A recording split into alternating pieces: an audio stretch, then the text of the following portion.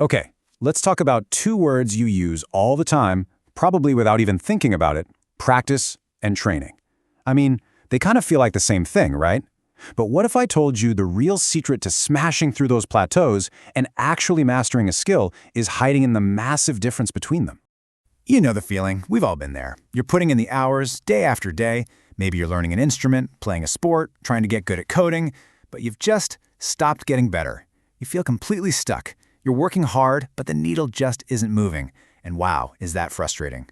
Well, here's some good news. The problem probably isn't that you lack talent or that you're not putting in the effort. The problem is a simple misunderstanding. It's confusing the act of doing something with the act of actually improving at it. And it all boils down to knowing the difference between practice and training. So let's start with the one we all think we know: practice.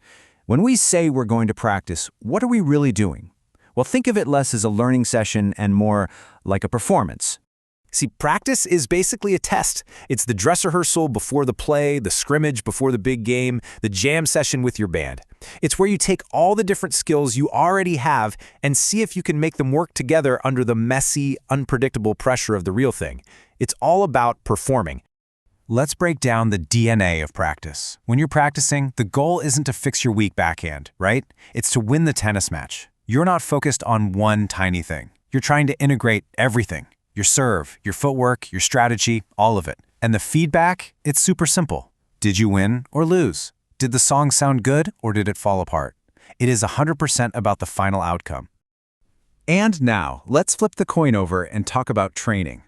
If practice is the art of performance, then training is the focused, deliberate science of improvement. This, my friends, is where the real growth happens. Training is not a scrimmage. It is a drill. It's you on the basketball court, standing at the free throw line, shooting 100 shots in a row, analyzing your form on every single one. It's a guitarist playing one single difficult chord change over and over and over until it's absolutely perfect. You find one tiny piece of the puzzle, you isolate it, and you work on it relentlessly. And here's its DNA. The goal is not to win. It's simply to improve that one single component. Your focus is laser sharp. It's just your footwork, or just your wrist movement. The environment is totally controlled. You remove all the other distractions. And this is crucial. The feedback isn't about the outcome. It doesn't even matter if the ball goes in. The only question is, was my form correct? Was my elbow tucked in the right way? It's all about the process. So when you put these two side by side, the whole picture just snaps into focus. You realize they're not the same thing at all. They are two totally different but equally vital tools you need to achieve mastery. And this table just lays it all out, doesn't it? Practice is for performance, integrating everything, and it's judged on the outcome. Training is for improvement, isolating one thing, and it's judged on the process. Here's the thing. Most of us spend all our time in practice mode, and then we wonder why we never get better.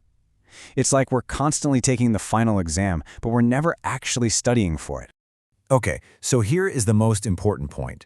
This is not about choosing one over the other. Practice isn't bad and training isn't good. The real magic, the secret sauce, happens when you get them to work together in this powerful, continuous loop. This is the cycle right here. It's so simple and so powerful.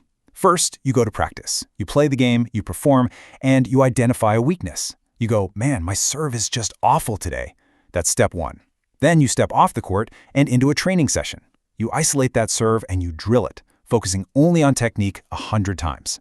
That's step two. Next, you go back to practice, you play another game to integrate that new and improved serve into your performance. That's step three. And then you just repeat that cycle forever. All right, so this all sounds great in theory, but what really matters is how we can put this to work right now, for whatever skill you're trying to build. I want you to just think for a second about that one skill you're working on. Is it a language, a sales pitch, a new workout routine? Be honest with yourself. How much of your time is spent just doing it versus how much time is spent deliberately improving the weakest parts of it? So here it is. This is the single biggest takeaway. You have to be intentional about this. Carve out specific, separate times. If you have an hour, maybe spend the first 20 minutes in a controlled training environment drilling your weakest link. Then spend the next 40 minutes in a practice environment trying to put it all together. You have to stop just playing the game and start deliberately building the player. I absolutely love this quote. The amateur practices until he can get it right. The professional practices until he can't get it wrong. Think about that. Getting it right once, that can be luck. That happens in practice. But building a skill so deeply through focused training that it becomes automatic, so you literally can't mess it up, that is mastery. That's what we're aiming for.